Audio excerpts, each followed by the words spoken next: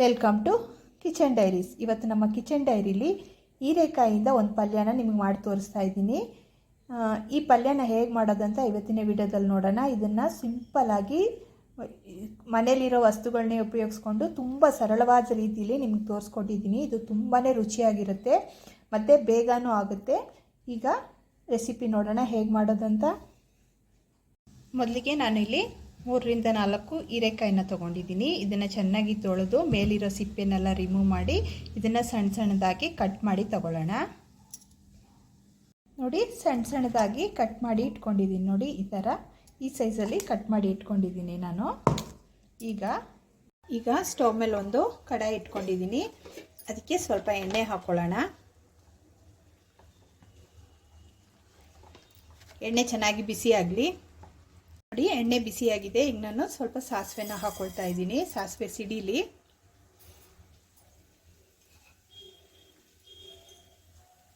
ಈಗ ನೋಡಿ, ಸಾಸಿವೆ ಸಿಡಿತಾ ಇದೆ. ಈ ಟೈಮಲ್ಲಿ ನಾನು ಸ್ವಲ್ಪ ಜೀರಿಗೆನ ಹಾಕ್ಕೊಳ್ತಾ ಇದ್ದೀನಿ. ಜೀರಿಗೆ ಹಾಕೊಂಡ್ಮೇಲೆ ನಾನು ಇಲ್ಲಿ ಸ್ವಲ್ಪ ಕಡಲೆಬೇಳೆ ಮತ್ತು ಉದ್ದಿನಬೇಳೆ, ಸ್ವಲ್ಪ ಕರ್ಬೇವಿನ ಸೊಪ್ಪು ಎತ್ತಿಟ್ಕೊಂಡಿದ್ದೀನಿ. ಅದನ್ನು ಇದಕ್ಕೆ ಸೇರಿಸ್ಕೊಳ್ಳೋಣ. ಸೇರಿಸ್ಕೊಂಡು ಇವು ಚೆನ್ನಾಗಿ ಹುರ್ಕೊಳ್ಳೋಣ. ಕೆಂಪು ಬಣ್ಣಕ್ಕೆ ತಿರುಗೋ ತನಕ ಹೀಗೆ ಕೈ ಆಡಿಸ್ತಾನೆ ಇರೋಣ.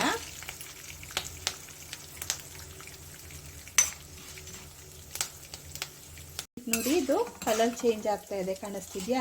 ಈ ಟೈಮಲ್ಲಿ ನಾವಿಲ್ಲಿ ಕಟ್ ಮಾಡಿ ಇಟ್ಕೊಂಡಿರ್ತೀವಲ್ಲ ಹೀರೆಕಾಯಿನ, ಅದನ್ನು ಇದಕ್ಕೆ ಹಾಕ್ಕೊಳ್ಳೋಣ.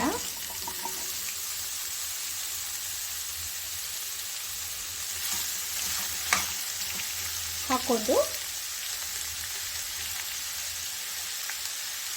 ಇದಕ್ಕೆ ಸ್ವಲ್ಪ ಅರಿಶಿನ ಪುಡಿನ ಸೇರಿಸ್ಕೊಳ್ಳೋಣ.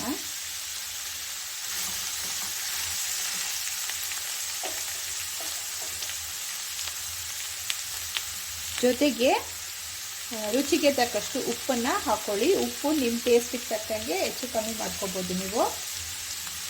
ಇಷ್ಟು ಹಾಕ್ಕೊಂಡು ಸ್ಟವ್ ಫ್ಲೇಮನ್ನು ಸಿಮ್ಮಲ್ಲಿ ಇಟ್ಕೊಂಡು ಇದನ್ನು 2 ನಿಮಿಷ ಹಾಗೇ ಬಾಡಿಸ್ಕೋಬೇಕಾಗತ್ತೆ. ಹೀರೆಕಾಯಿ ಬೇಯ್ತಾ ಇರಲಿ. ಅಷ್ಟೊತ್ತಿಗೆ ನೋಡಿ, ನಾನಿಲ್ಲಿ ಒಂದು ಸ್ವಲ್ಪ ತೆಂಗಿನಕಾಯಿ ಪೀಸ್ನ ತೊಗೊಂಡಿದ್ದೀನಿ, ಸ್ವಲ್ಪ ತೊಗೊಂಡಿದ್ದೀನಿ. ಹಾಗೆಯೇ ಒಣಮೆಣ್ಸಿನ್ಕಾಯಿನ ಒಂದು 3ರಿಂದ 4 ತೆಗೆದಿಟ್ಕೊಂಡಿದ್ದೀನಿ. ಹಾಗೆ ಒಂದು 3 ಬೆಳ್ಳುಳ್ಳಿ, ನೋಡಿ ಇಷ್ಟು ಬೆಳ್ಳುಳ್ಳಿನ ಎತ್ತಿಟ್ಕೊಂಡಿದ್ದೀನಿ. ಇದನ್ನು ತರಿಯಾಗಿ ಗ್ರೈಂಡ್ ಮಾಡ್ಕೋಬೇಕಾಗತ್ತೆ. ಮಿಕ್ಸಿ ಜಾರಲ್ಲಿ ಗ್ರೈಂಡ್ ಮಾಡಿ ತೋರಿಸ್ತೀನಿ ನಾನು. ನೋಡಿ, ಗ್ರೈಂಡ್ ಮಾಡ್ಕೊಂಡು ಬಂದಿದ್ದೀನಿ. ಇದೇ ರೀತಿ ತರಿಯಾಗಿರಬೇಕು. ಈಗ ಇದು ಸೈಡಲ್ಲಿರಲಿ. ನೋಡಿ, ಒಂದು 2 ನಿಮಿಷ ಆಗಿದೆ.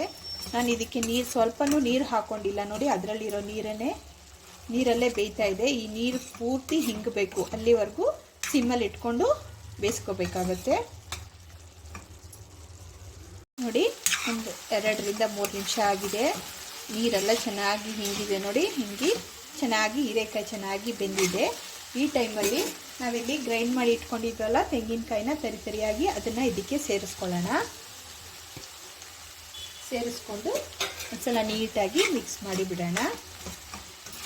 ಇದನ್ನು ಸಿಮ್ಮಲ್ಲಿ ಇಟ್ಕೊಂಡೇ ಮಾಡಬೇಕು ನೀವು.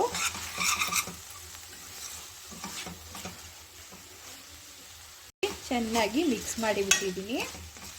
ನೋಡಿ, ಈಗ ಪಲ್ಯ ರೆಡಿಯಾಗಿದೆ. ಸ್ಟವ್ ಫ್ಲೇಮ್ನ ಆಫ್ ಮಾಡ್ಕೊಳ್ಳೋಣ. ಆಫ್ ಮಾಡಿಕೊಂಡು ಇದನ್ನು ಬೇರೆ ಒಂದು ಪಾತ್ರೆಗೆ ಸರ್ವ್ ಮಾಡ್ಕೊಳ್ತೀನಿ.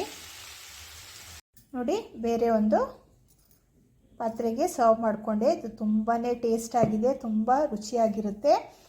ಈ ಚಳಿಗೆ ಒಮ್ಮೆ ಈ ಥರ ಹೀರೆಕಾಯಿನ ಪಲ್ಯ ಮಾಡಿ ತಿನ್ನೋಡಿ. ಇದು ತುಂಬ ಆರೋಗ್ಯಕ್ಕೆ ತುಂಬ ಒಳ್ಳೆಯದು.